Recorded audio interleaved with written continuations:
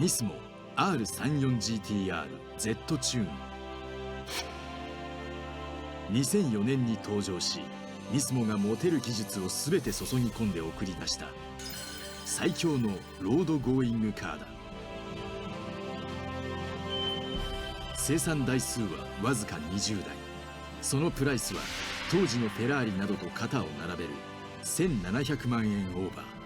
34の歴史の中で燦然と光り輝く至極の一台。12年の時を超えて今改めて振り返る。 Z チューンが作られたのは2004年。これはちょうどニスモ創立20周年にあたる年であった。開発責任者は現在スーパー GT で総監督を務める田中俊和。やはり節目の年なんで、その時にニスモが持ってる技術を、つぎ込んだコンプリートカーを出そうというのが、そもそも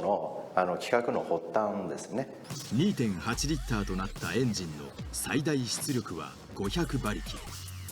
数字だけを見ると必ずしも突出したものとは言えないかもしれない。しかしこの値こそがニスモが送り出すロードカーとしての最善最適なものだったという。当然ナンバー付きなのでお客様の手に渡ってから、通常のそのメンテナンスプラス特別なメンテナンスをするぐらいきちんとそういうメンテナンスをしていればずっと安心して走れると。あとその法適合、それはエンジンだけではなくてボディの形状も含めて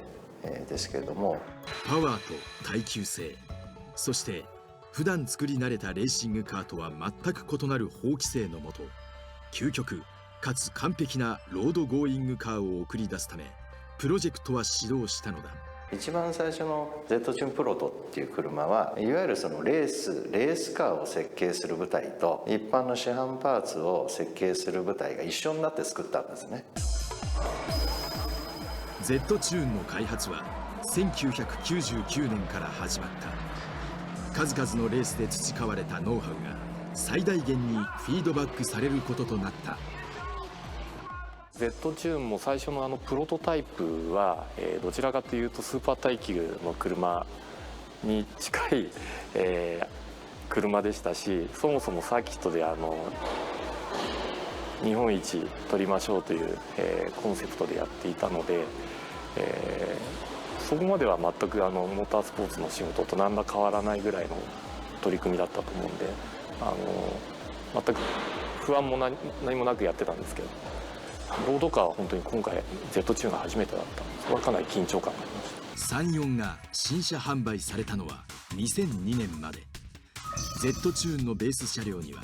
ニスモが厳選したアプルーブドカーが用いられた。それでも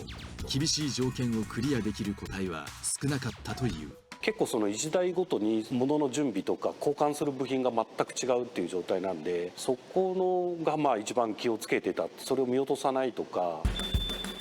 ある意味新車ベースで作るよりもクリアするべきハードルは高かったのだ。最高品質を実現するために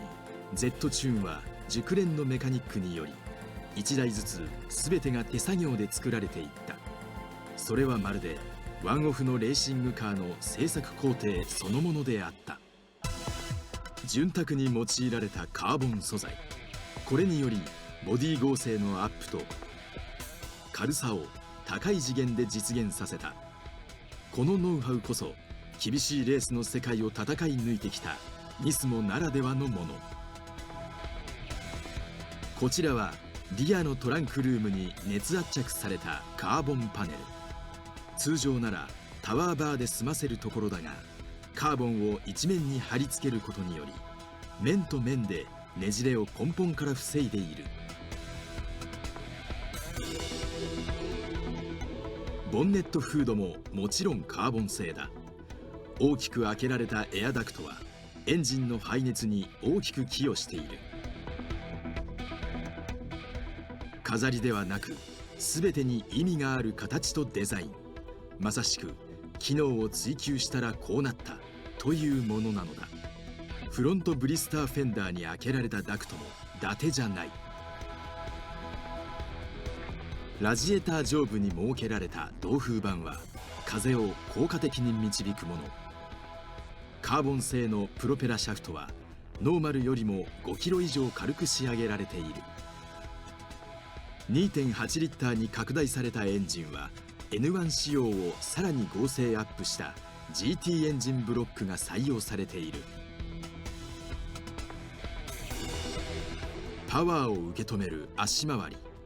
365ミリの2ピースローターとブレンボとの共同開発モノブロック6ピストンキャリパーを装備する。ハンドリングを左右するサスペンションはザックス製スペシャルチューン。激しい走りにも対応できるようにデフオイルクーラーも装着。室内も Z チューンならでは。シートバックの中央には滑り止めにも効果があるアルカンターラが。赤と黒でコーディネートされたコックピットは大人な雰囲気ながらもそこはかとない凄みを醸し出している。数えきれないほどのモディファイが施された Z チューン、まさに究極の技術と情熱の結晶だ。ああいう車はもう出せないんじゃないかなって思うぐらい、まあ Z チューンでやりましたね。